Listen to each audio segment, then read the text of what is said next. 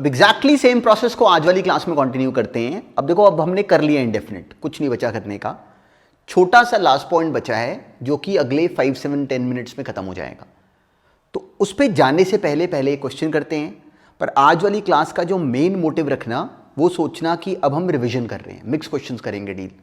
अब इनडेफिनिट में हमने जो कुछ भी करा वो पूरा प्रोसेस हम आज वाली क्लास में अप्लाई करेंगे, ये काम है, मिक्स क्वेश्चंस फेस करेंगे। तो जो आर्टिकल करना है that is very very negligible actually.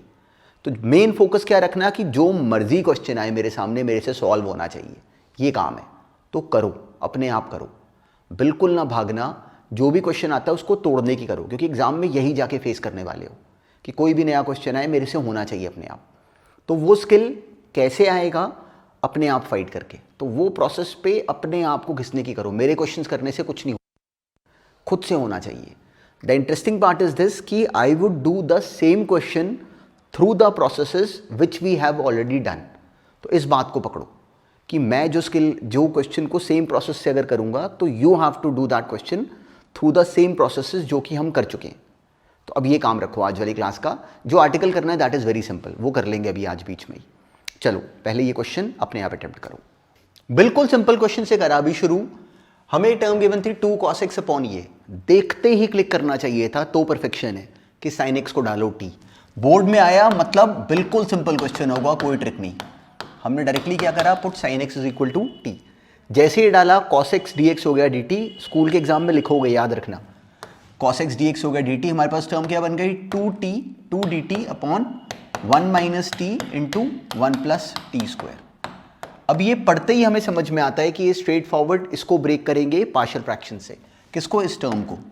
तो हमने 2 upon 1 minus T into 1 plus T square को आगे लिख लिया simply a upon 1 minus T plus B T plus C upon 1 plus T square. और अब ये सिंपल था, a कैसे निकालेंगे? सिंपली t को 1 डाल देंगे, ये आ गया 2 अपॉन 2 विच इज 1। तो a आ गया 1, ये तो आ गया 1। बाकी b और c कैसे निकालेंगे? एलसीएम लेके। सिंपली इसका एलसीएम लिया तो आ गया 1 into 1 plus T square plus B T plus C into 1 minus T, ये बराबर आ गया इस 2 के। अब सिंपली यहाँ पे t की कोई भी 2 इजी सी और वैल्यूज डाल देंगे। मान लो t को हमने डाल दिया 0 और t को डाल दिया -1, उससे b और c आ गए। आगे पूरा प्रोसेस हम जानते थे। तो इस क्वेश्चन को क्रैक करने में बोर्ड में आया हुआ है, केवल इसीलिए डिस्कस करा, अदरवाइज बिल्कुल बेकार था। अब ऐसे ही एग्जीक्यूट करो ये नेक्स्ट क्वेश्चन। अब देखो, अलग अलग बच्चे की एक्चुअली अप्रोच अलग अलग होती, पर अब यही स्किल पकड़ो और मेन टाइम ना आप सोल्यूशन पे मत स्पेंड करो जो मैं करवा रहा हूँ। मेन टाइम स्पेंड करो अपने आप क्वेश्चन अटेम्प्ट करने पे। मान लो किसी ने टर्म दी, सब एक्सपेरिमेंट्स करो। क्या करें? 1 minus sine square theta 1 plus sine square theta, वो भी कर सकते थे। या फिर इसमें अगर मान लो इसका घर बदल दें, इसको ऊपर नीचे, जैसे मेरे मन में थॉट आया कि अगर मैं इसका घर चेंज कर दूं, इसको ऊपर नीचे cos की पावर 4 थीटा से डिवाइड कर दिया, तो ऊपर बन गया सेकंड की पावर 4 थीटा, ये बन गया सेकंड की पावर 4 थीटा माइनस tan की पावर 4 थीटा। इससे बेनिफिट क्या हुआ? Secant square theta minus tan square theta into secant square theta plus tan square theta. इसको फैक्टराइज करा, secant square theta minus tan square theta हो गया 1, ये बचा और नीचे ये बच गया। अब ये बोल रहा है, ऊपर वाला सीकेंड की पावर 4 थीटा बोल रहा है कि tan थीटा को t ले लो। tan थीटा को हमने t ले लिया, secant square theta d theta हो गया dt।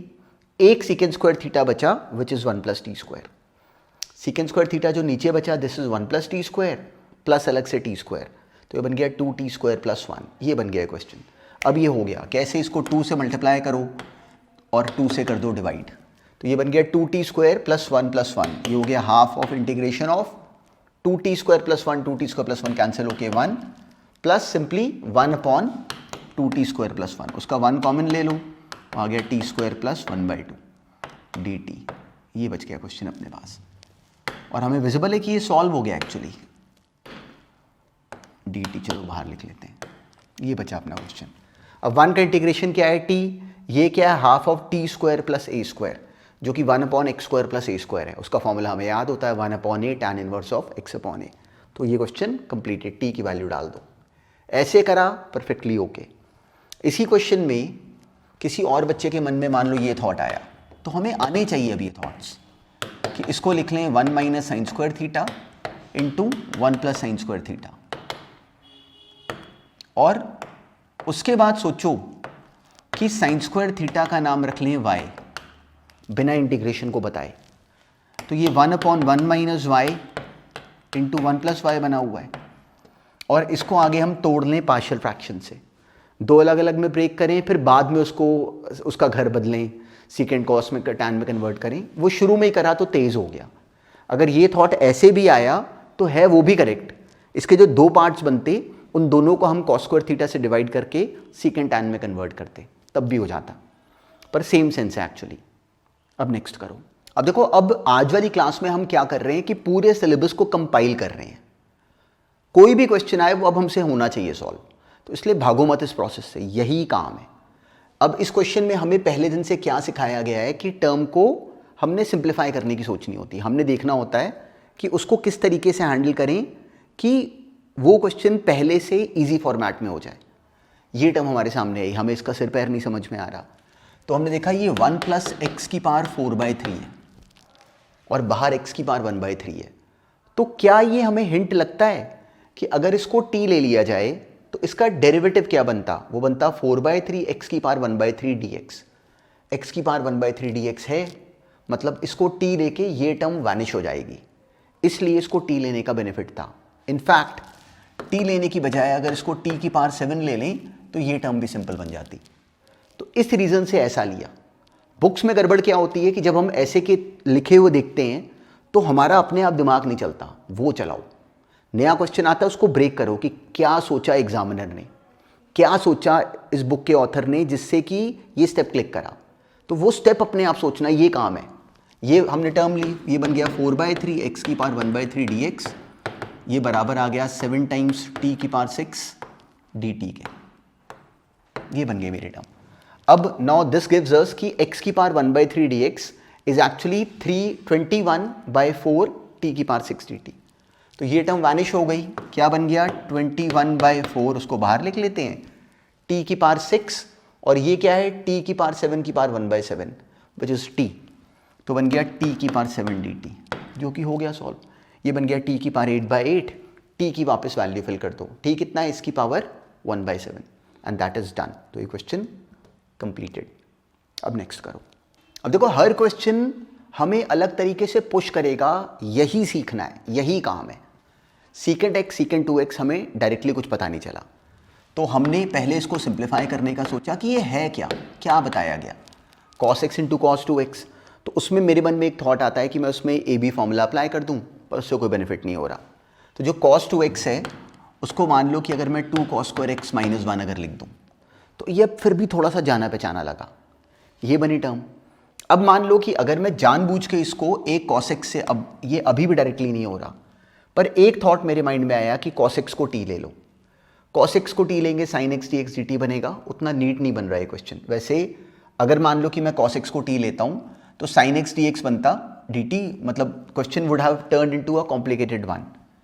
पर अगर मेरे मन में एक थॉट आया कि मैं इसको cos x से मल्टीप्लाई डिवाइड कर लूं, और अब अगर ये cos x dx न्यूमरेटर को देखो तो क्या ये क्लिक करता है कि अब अगर मैं sin x को t ले लूं तो cos x dx तो बन जाएगा dt, sin x t है, cos स्क्वायर x क्या बन जाएगा? 1 - t²। ये cos 2x था, उसको लिख लेंगे 1 - 2t², मतलब हो गया। इसके बाद अब अगर मैं sin x को ले लूँ t, तो cos x dx बन जाएगा dt, and this would turn out to be dt upon cos square x which is 1 - t² into cos 2x लिखा हुआ था ये, विच इज 1 - 2t²। ये बन गए मेरे टर्म, ये बन गया क्वेश्चन। अब क्या करें कि इसको अलग से तोड़ लें, t² का नाम रखें y और पार्शियल फ्रैक्शंस को ना बताएं, इंटीग्रेशन को ना बताएं, पार्शियल फ्रैक्शंस को तो बताना पड़ेगा। वो आ गया 1/y 1 - 2y, और ये बराबर बन गया हमारे पास a/1 - y plus b/1 - 2y के। ये बना लें टर्म। अब a और b निकाल दें। a निकालने के लिए क्या करेंगे? y को डालेंगे 1, y को 1 डाला, इसमें तो डालना नहीं, ये आ गया 1 - 2 -1, तो a आ गया -1। b को निकालने के लिए y को डालेंगे 1/2, उसको 0 करा, ये बना 1 - 1/2 विच इज 1/2, 2 ऊपर आ गया, तो b आ गया 2, b आ गया 2। मतलब अब y का नाम वापस t² रखा और वापस इसी क्वेश्चन पे आ गए। तो मेरी टर्म क्या बनी है? Simply 2 upon 1 minus 2t square, उसका भी इनफैक्ट अगर 2 कॉमन ले लें तो बन जाएगा 1/2 माइनस टी स्क्वायर, और ये 2 बाहर कॉमन है वो कैंसिल ही हो जाएगा इनफैक्ट। माइनस ए की जगह आ गया -1 upon 1 minus T square D T. ये बन गया मेरा क्वेश्चन। 2 और 2 कैंसिल। क्या विजिबल है कि ये मेरा फॉर्मूला है 1 अपॉन ए स्क्वायर माइनस एक्स स्क्वायर। ये भी मेरा फॉर्मूला है 1 अपॉन 1 माइनस एक्स स्क्वायर, ए स्क्वायर माइनस एक्स स्क्वायर। वो क्या होता था 1 upon 2a log a plus x upon A minus x. Simply integrate कर दो, टी की वापस वैल्यू डाल दो, डायरेक्टली क्वेश्चन कंप्लीटेड। ये काम है। तो नोटिस करो कि इसको हैंडल कैसे करा। नया क्वेश्चन है, एग्जाम में नया क्वेश्चन आएगा, तो हमें करने के लिए अभी स्किल बिल्ड करना है, वो करो अभी, नेक्स्ट करो। अब देखो टर्म नई होगी और हम उसके लिए रेडी हैं। कॉस की power 4x 1 plus cos square 2x cos 2x sine 4x directly हमसे हैंडल नहीं हो रहा। तो अब एक बात सोचो, जो कॉस 2x बार बार लिखा हुआ है वो कहीं ना कहीं एक टेम्पटेशन लेके आता है कि कॉस 2x को t ले लो, पर क्या कॉस 2x को t लेके हमसे ये पूरा प्रोसेस हैंडल हो पा रहा था, हमने ये देखना होता है। तो मुझे दिखा कि जो कॉस की पावर 4x है उसको कॉस स्क्वायर x का स्क्वायर पढ़ सकते हैं। कॉस स्क्वायर x क्या होता है 1 प्लस कॉस 2x/2, मतलब ये तो हैंडल हो जाएगा। और कॉस 2x को t लेने पे साइन 2x dx बनेगा, वो इसको एक्सपांड करने पे हैंडल हो जाएगा। इसको ब्रेक कर लो 2 साइन 2x कॉस 2x। तो अगर मैं सिंपली इसको तो लिख लिया 1 plus cos 2x/2 cos square x का स्क्वायर, कॉस स्क्वायर x ये बना उसका स्क्वायर। अब कॉस 2x को t लेना हमें कहीं ना कहीं क्लिक कर रहा है, इसको पढ़ लेंगे 2 साइन 2x कॉस 2x, ये बन गई टर्म। अब हमें बात बनती नजर आई कि कॉस 2x को t डाल दो, -2 साइन 2x dx हो गया dt, तो 2 साइन 2x dx हो गया dt विथ माइनस साइन, तो बना minus T square, cos 2x t है इसलिए बन गया माइनस टी स्क्वायर, और नीचे 1 प्लस t/2 का स्क्वायर, 2 का स्क्वायर 4 बना, 4 यहाँ आ जाएगा साथ में 1 प्लस टी स्क्वायर। तो ये क्वेश्चन एक्चुअली ये बन गया। अब ये आगे हमें आता है, ये क्या बना, ये बना सिंपल पार्शियल फ्रैक्शंस का नोन प्रोसेस। ये क्या बना, अब इसको अलग से ब्रेक कर लेंगे, a upon 1 plus T plus b upon 1 plus T का whole square plus C T plus D upon 1 plus T square. ये ऐसे ब्रेक होता है। इसके बाद अब इसमें a तो आ जाता, हमारे पास b आ जाता, बस यहाँ पे a, c और d हमें सॉल्व करने पड़ते 3 इक्वेशंस बना के। तो this was a lengthy question. तो इसमें अगर हम इसको यहाँ तक ले आए, हमने a c d निकाल भी दिए तो बहुत बढ़िया, पर फिर भी एग्जाम के पॉइंट ऑफ व्यू से लंबा क्वेश्चन था, पर अभी के लिए राइट है, अभी हमारी प्रैक्टिस के लिए बहुत राइट था। चलो अब इसमें जो प्रोसेस था वो exactly this and this is now known to us, तो हमने इसका कोड क्रैक कर दिया। अब नेक्स्ट करो। अब ये बिल्कुल इजी क्वेश्चन डाला था, sine x minus cos x numerator वाला हमें बोल रहा होता है कि sine x plus cos X को टी ले लो। क्यों, उससे directly cos X minus sine X D x बन जाता है डी टी, वो रेडी है ऊपर। तो अब हमें क्लियरिटी, इसका डेरिवेटिव क्या बना, cos X minus sine X D X which is D T, तो बन गया minus of under root of 2 plus sine 2x। इसकी स्क्वायरिंग करी तो 1 प्लस साइन 2x बराबर आता है टी स्क्वायर के, साइन 2x बन जाता है टी स्क्वायर माइनस 1। तो यहाँ पे इसकी जगह लिखना था हमने टी स्क्वायर माइनस 1, और ये अब हमें आता है question minus D T upon under root of 1 plus T square. इसका फॉर्मूला याद करो, ये सिंपल, ये क्या होता था, minus log of T plus under root of T square plus 1 plus C, T की वापस वैल्यू डाल दो। तो अब हमारा अब सारा काम करा हुआ है, पर अब हमसे क्वेश्चंस निकलने चाहिए बिल्कुल राइट, वो काम है। अब नेक्स्ट देखते हैं। अब देखो था सिंपल, पर इस क्वेश्चन में इसको देखते ही हमारे मन में थॉट क्या आना चाहिए था, थॉट ये आना चाहिए था कि टैन का और साइन 2x की इनकी आपस में कोई पेयरिंग नहीं है। पेयरिंग किसकी होती है, टैन और सीकेंट की, कॉट को सीकेंट की, साइन कॉस की, ये आपस में इनके घर बने हुए हैं। तो ये तो किसी घर का क्वेश्चन ही नहीं है। तो पहला इंटरेस्टिंग इसमें थॉट क्या बनता कि क्यों ना इस साइन 2x को जानबूझ के लिख लें 2 tan x upon 1 plus tan square x। 1 plus tan square x actually क्या बन जाता है, सीकेंट स्क्वायर x। अब अगर मान लो ये actually simply root tan x cancel होके बस डिनोमिनेटर में रूट tan x आ गया। तो अब अगर मान लो मैं tan x को ले लूँ t, या और बेटर उसको ले लूँ t स्क्वायर, तो सीकेंट स्क्वायर x dx ने बन जाना था 2t dt। तो ये क्वेश्चन क्या बन गया, देखो ध्यान से देखना, रूट tan x कैंसिल हो गया था, 1/2 रूट tan x डिनोमिनेटर में बचा था, वो कितना बना t, ये बचा 1 plus tan square x secant square x D x की जगह क्या आ गया 2t dt, ये बन गया 2t dt। तो ये दोनों भी हो गए आपस में कैंसिल, बस अकेले 1 का इंटीग्रेशन बचा विच इज t प्लस सी, और t कितना है रूट ऑफ tan x, तो रूट tan x प्लस सी, ये हमारा कंप्लीट आंसर। ऐसे क्वेश्चंस होते हैं ऑब्जेक्टिव में, कोई स्पेशल स्किल नहीं है। इनडेफिनिट का क्वेश्चन ऑब्जेक्टिव में हैंडल करने के लिए हमने कुछ नया नहीं करना, जितना काम पिछले दिनों में करा है वो हमें एग्जैक्टली वो फॉर्मेट्स पे पूरा कॉन्फिडेंस होना चाहिए, बिल्कुल ये थॉट प्रोसेस होना चाहिए कि क्वेश्चन डाल के तो देखो, हम खटाखट उसको सॉल्व करेंगे विद फुल कॉन्फिडेंस, ये प्रोसेस है। तो पूरी तरह स्कूल के एग्जाम में भी कोई मर्जी क्वेश्चन आए वो सॉल्व होना ही होना चाहिए, जो मर्जी क्वेश्चन आए, बस पूरे पिछले करे हुए काम पे जैसे जैसे देखो, मतलब जस्ट ट्राई टू अंडरस्टैंड, जैसे हमने घर बनाए, जो घर वाला प्रोसेस करा, या न्यूमरेटर को रैशनलाइज करते हैं, वो सब बातें को बिल्कुल अपने माइंड में रखो, उन्हीं में से एक निकल के क्वेश्चन बन के आनी है। अब नेक्स्ट देखते हैं। अब देखो same parameter same understanding, question देखने में हर बार जब वो डालेंगे तो वो नया ही होगा, मतलब दिस इज फॉर गिवन कि हर बार नया क्वेश्चन आएगा, और हमने उसका कोड क्रैक करना होता है कि इन्होंने कहाँ से बना लिया, क्योंकि कुछ नया स्किल तो है ही नहीं, हमें डायरेक्टली कुछ क्लिक नहीं कर रहा, सीकेंड और कोसिकेंड की आपस में कोई पेयरिंग नहीं है। पहले हमने क्या करा कि इसको ठीक करने की करी, साइन कॉस में कन्वर्ट करा, ये 1/sin x, ये 1/cos x, एलसीएम लिया, तो हर बच्चा यहाँ तक पहुँच जाता है। अब अगला थॉट आता है कि sin x plus cos x को t ले लो, पर उससे गड़बड़ हो जाएगी। sin x minus cos x को t ले लो, उससे भी कोई खास बेनिफिट नहीं हो रहा, उससे शायद इसमें कुछ हो जाए, पर चलो it was not needed much. चलो क्या करें, अब sin x cos x हमें इनका आपस में कनेक्शन सा कहीं ना कहीं पता था। कैसे, अगर मान लो sin x plus cos x का होल स्क्वायर एक्सपैंड करते हैं तो वो क्या था sin square x plus cos square x which is 1 plus 2 sin x cos x। तो जो ये 2 sin x cos x है, ये sin x plus cos x का होल स्क्वायर -1 नहीं हो गया, तो हम इस sin x cos x की जगह sin x plus cos x का होल स्क्वायर -1/2 लिख सकते थे। ऐसा क्यों करा, क्योंकि हमें दिख रहा था कि ऐसा करने पे ये टर्म एक बार तो कैंसिल ही हो जाएगी, एक बार ये इसके नीचे लिखा गया, तो this is simply sin x plus cos x का whole square upon sin x plus cos x, अकेला sin x plus cos x -1 upon sin x plus cos x। अब हमें ये भी आता है, ये भी आता है, और हमें ये भी आता है। सिंपली क्या बन गया, हाफ ऑफ sin x का integration which is what minus cos x का integration which is sin x, ये तो डायरेक्टली दोनों सॉल्व हो गए, minus half of integration of but sin x plus cos x बचा। उसको याद करो कि हमने करा हुआ था, इसको सिंपल एक टर्म बना सकते हैं, उसको √2 से डिवाइड करो, √2 से मल्टीप्लाई करो, तो ये बन जाता sin x cos π/4 plus cos x sin π/4, which यहाँ cos x cos π/4 plus sin x sin π/4, वो बन गया secant of x minus π/4 numerator में आके।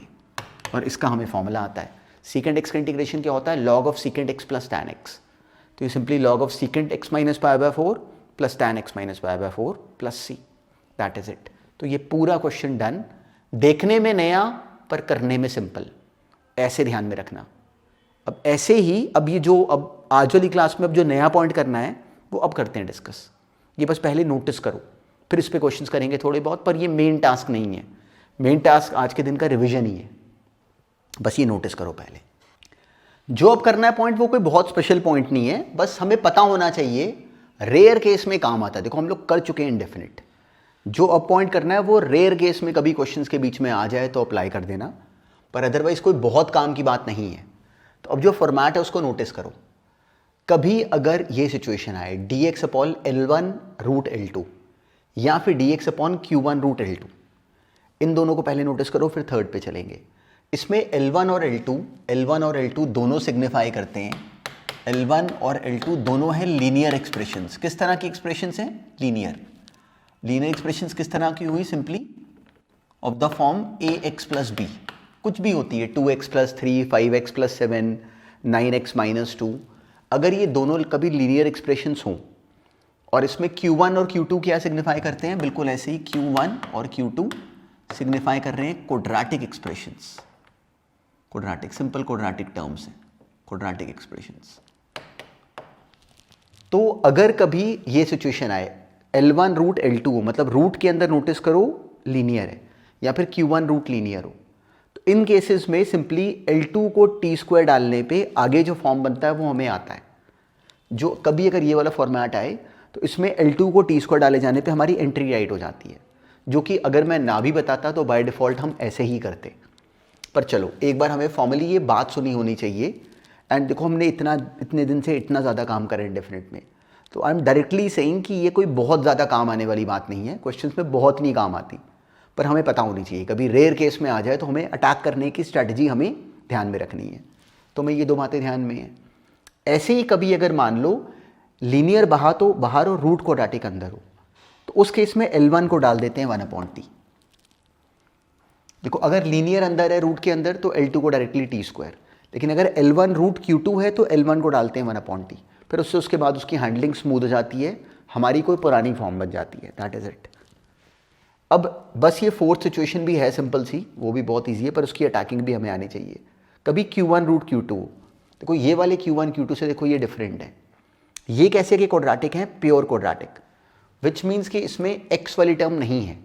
ये ax स्क्वायर प्लस b की तरह का क्वेश्चन है।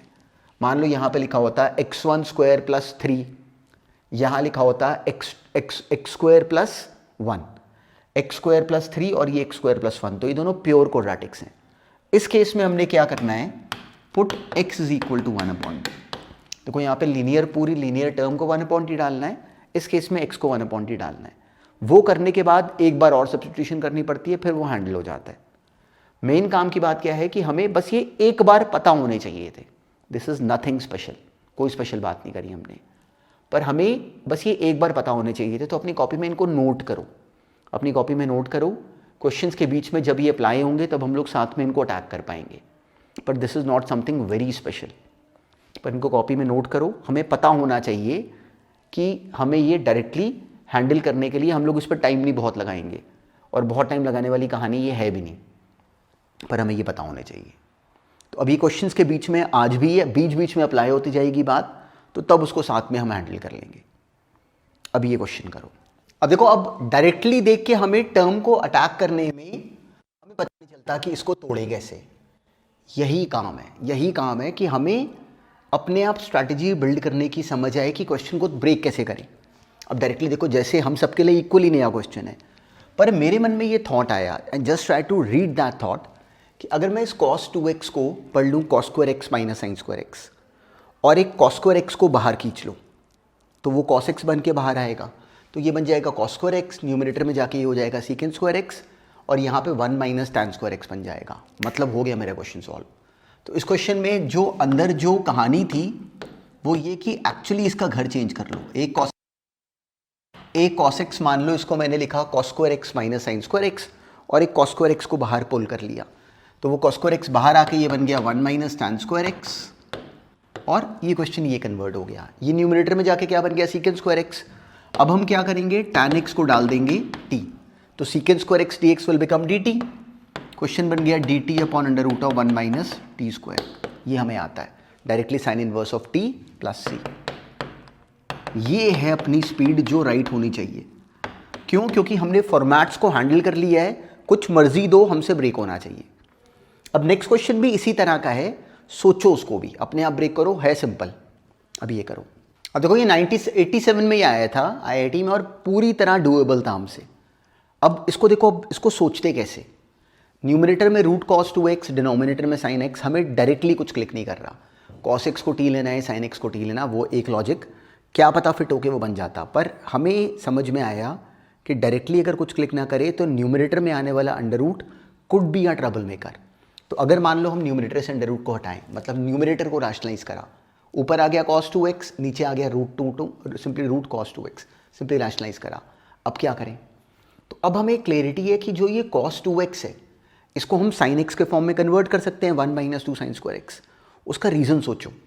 जो 1 माइनस 2 sin स्क्वायर x है, जब वो 2 sin स्क्वायर x अलग से लिखेंगे, तो 2 sin स्क्वायर x के नीचे जब ये टर्म लिखी जाएगी, तो क्या विजिबल है कि एक sin x कैंसिल हो जाएगा, sin x बचेगा ऊपर और नीचे cos 2x।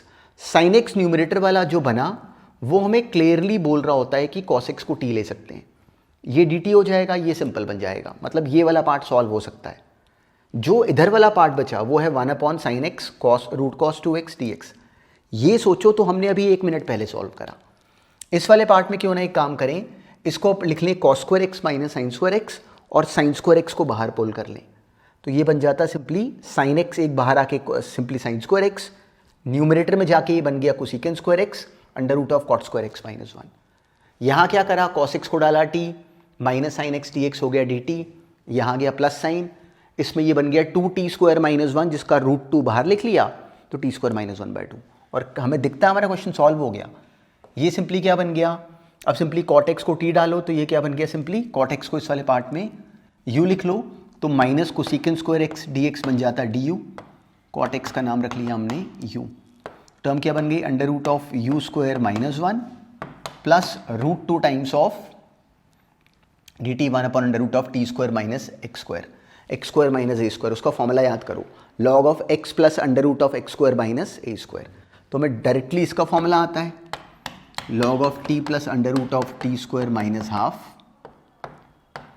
और ये हमें अलग से आता है, ये exactly same formula minus log of U plus under root of U square minus 1 plus root 2 times of ये term as it is plus C. बस u की जगह वापस नाम लिख दो, t की जगह वापस नाम लिख दो। तो पैटर्न नोटिस करो कि एक्चुअली क्वेश्चन कितना सिंपल था, चाहे जहां मर्जी आया हो, और चाहे स्कूल के सिलेबस में आ जाए, ये एग्जैक्टली सेम अंडरस्टैंडिंग हमें फिर से नज़र आ जाए कॉम्पिटिटिव एग्जाम में, तो हम कर सकते हैं। अब ऐसे ही ये नेक्स्ट सोचो, नेक्स्ट भी सिंपल है पर उस पर टाइम स्पेंड करना, सोचना, मतलब भागना मत, सोल्यूशन पे ना जाना, खुद करो। अब ये करो, ये क्वेश्चन एक्चुअली मुझे भी बहुत पसंद है। 2002 का पेपर एक्चुअली बहुत इंटरेस्टिंग पेपर था। 2002 में आईआईटी में जो पेपर में क्वेश्चंस आए थे, सब्जेक्टिव पेपर था और बहुत स्ट्रेट फॉरवर्ड क्वेश्चन आए। अकेला जो मेक और ब्रेक क्वेश्चन था वो ये था, मतलब एक्चुअली उस साल के पेपर में जो बच्चे जो पढ़ रहे थे मेरे पास, वो जो ये क्वेश्चन करके आए थे, जिस बच्चे ने ये क्वेश्चन को करा था ब्रेक, 2 बच्चों ने करा था, एक का ऑल इंडिया रैंक 30 आया था, एक का ऑल इंडिया रैंक 35 आया था। तो आई कुड डायरेक्टली सेंस कि अब देखना इंडेफिनिट का क्वेश्चन है, तो उस साल के पेपर में जो अकेला ढंग का क्वेश्चन था वो एक्चुअली ये था। और इंडेफिनिट के क्वेश्चन में हमने कई बार सुनने पे याद क्या करा है, क्या बात याद करिए कि इंडेफिनिट में जो मेन काम होता है वो होता है आइस ब्रेकिंग स्टेप, पहला स्टेप।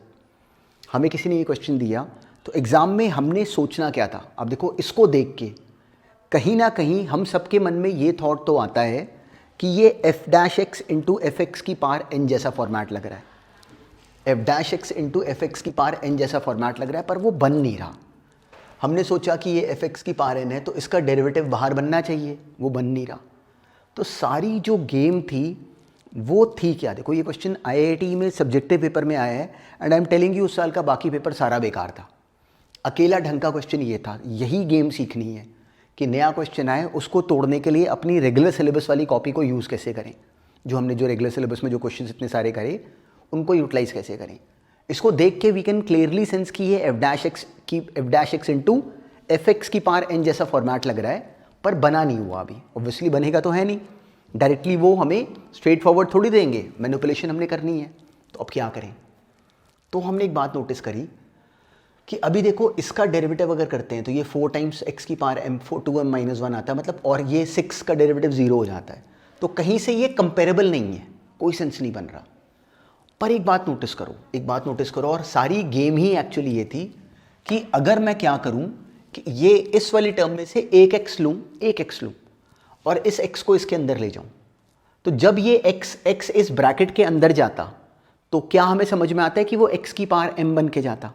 और उसका रीज़न है, एक x अगर मैं यहाँ से ले लेता हूँ तो ये x की पावर 3m माइनस 1 बना, प्लस x की power 2m minus 1 plus x की पावर m माइनस 1। एक x हमने ले लिया पूरे टर्म में से, उस x को जब इस ब्रैकेट के अंदर ले गए तो ये बन गया x की पावर m, मतलब ये बन गया 2 इंटू एक्स की power 3m plus 3 into X की power 2m plus 6 times x की पावर m, इस पूरे की पावर 1/m dx। ये बन गई टर्म। अब देखो ये क्यों करा, और इतने से एक स्टेप से, आई एम टेलिंग यू, ये उस साल का सबसे बढ़िया क्वेश्चन था और था कितनी देर का, एक लाइन का। बहुत ध्यान से देखना आप। अब देखो इसको अगर डिफ्रेंशिएट करो तो इसका डेरिवेटिव क्या आता, 6m एक्स की पावर 3m माइनस 1, इसका डेरिवेटिव 6m एक्स की पावर 2m माइनस 1, इसका डेरिवेटिव 6m पावर m है एक्स की पावर m माइनस 1। क्या दिखता है कि वही बाहर बना हुआ है, बस एक 6m की कमी है। तो अब अगर मैं 2 इंटू एक्स की power 3m plus 3 into X की power 2m plus 6 into X की पावर m, इसका नाम अगर मैं मान लूँ रख दूँ t की पावर m, इसका नाम अगर मान लो मैंने रख दिया t की पावर m, तो इसका डेरिवेटिव बन जाता 6m एक्स की power 3m minus 1 plus 6m X की power 2m minus 1 plus 6m X की पावर m माइनस 1 dx, ये बराबर आ गया m इंटू टी की power m minus 1 dt। m और m कैंसिल, मतलब ये जो टर्म है ये बराबर आ गई t की पावर m माइनस 1 बाई 6 के। और क्या विजिबल है कि यही ये लिखी हुई है।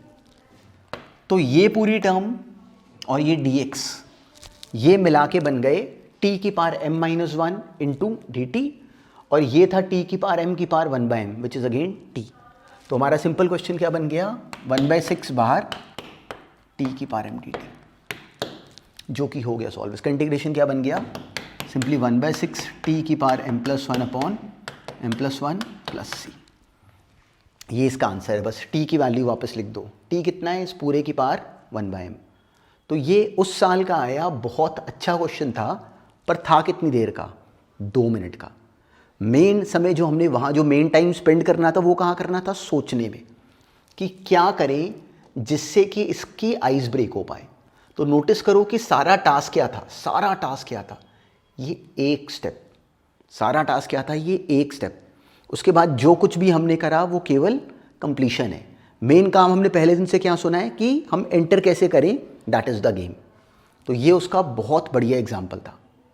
अब नेक्स्ट देखते हैं। अब देखो 2006 में एडवांस वाले पेपर में ये क्वेश्चन आया था IIT में, सिंपल सिंगल करेक्ट ऑप्शन का क्वेश्चन था, इंटीग्रेट करना था हमने। तो अब हमें क्या सिखाया गया है, हमें सिखाया गया है कि जब भी, और याद रखना यही बात है कि जब ऐसे का क्वेश्चन आता है तो हमने उसका कोड क्रैक करना है। डायरेक्टली मेरे मन में आया कि इसको t लेके कोई फ़ायदा हो रहा है तो नहीं हो रहा, मैं लिखता नहीं इसको। क्या बना, 8x क्यूब माइनस 4x, मतलब we are not able to identify, we are not able to relate this with this. कुछ सेंस नहीं बन रहा। कुछ पुट करने का भी डायरेक्टली बेनिफिट होता नहीं दिख रहा, मतलब हमने किसी सिंपल तरीके से कोड क्रैक करना है। फिर मेरे मन में लॉजिक आया कि कुछ बाहर इसमें से कॉमन लेके कोई बात बने। तो एक थॉट आया कि अगर मैं इसमें से एक्स स्क्वायर बाहर कॉमन ले लूँ तो यहाँ पे एक्स स्क्वायर बाहर आके एक्स बन जाता, तो उस एक्स बनने से यहाँ क्या बनता है, यहाँ बन जाता है एक्स स्क्वायर कॉमन लेके 2x स्क्वायर, यहाँ पे 1 upon X square. X square अगर बाहर कॉमन लें, पर उससे भी बात नहीं बन रही। 2x स्क्वायर बना, उसका derivative 4x, 1 upon X square का derivative minus 2 upon x cube, मतलब कुछ बेनिफिट नहीं हो रहा। अगर मैं इसमें से x की पावर 4 बाहर कॉमन ले लूँ, जस्ट एज एन एक्सपेरिमेंट, यही तो हम लोग कर रहे हैं इतने दिनों से। x की पावर 4 अगर बाहर कॉमन ले लूँ तो वो बाहर क्या बनता, एक्स स्क्वायर। यहाँ पे क्या बचता, 2 माइनस 2 अपॉन एक्स स्क्वायर, क्या बनता 2 अपॉन एक्स स्क्वायर, यहाँ बनता 1 अपॉन एक्स की पावर 4। 1 अपॉन एक्स की पावर 4 का डेरिवेटिव क्या होता है, माइनस 4 अपॉन एक्स की पावर 5। 2 अपॉन एक्स स्क्वायर का डेरिवेटिव क्या होता है, 4 अपॉन एक्स की पावर 3। तो मैं देखा 4 बाहर कॉमन आ जाएगा, यहाँ बाहर क्या बनेगा, एक्स की पावर 5। तो काम की बात बन रही है। तो हमें ये सोचना था इस क्वेश्चन में जो सारी बात थी वो ये कि इसमें से x की पावर 4 बाहर कॉमन खींचो, बाहर क्या बनता है एक्स स्क्वायर, ये बन गया x की पावर 5 और ये टर्म बनी, और इसको डाल दो t, यहाँ और बेटर इसको डाल दो t स्क्वायर। जैसे इसको t स्क्वायर डालेंगे ये क्या बनेगा, 4 upon x cube minus 4 upon x की power 5 dx, this is 2t dt।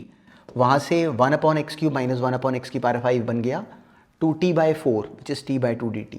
तो डायरेक्टली ये पूरी टर्म हमें क्लियर है कि ये पूरी टर्म चली गई, सिंपली ये बन गई t dt/2 और t हो गए कैंसिल। तो मेरा क्वेश्चन क्या बन गया, simply half of integration of dt which is half of t plus c, ये आंसर है। और t कितना था, सिंपली इसका स्क्वायर रूट, इसका स्क्वायर रूट हमने करा, वो आ गया 2 टाइम्स x की power 4 minus 2x square plus 1 by X square, और 2 भी आना चाहिए था।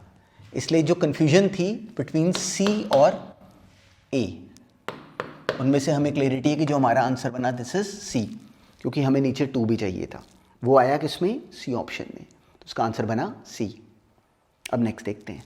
Indefinite integration actually considerable time लेता है, पर जिस प्रोसेस से हमने अभी ये स्टोरी बिल्ड करी है, ये स्टोरी समझो, इन क्लासेस को एक बार फिर हैंडल करो, देखो कि ये बात हमसे कंप्लीटली हम इसको वर्ड बाय वर्ड डाइजेस्ट कर पा रहे हैं, जो जो ट्रिक्स मैं अप्लाई कर रहा हूँ।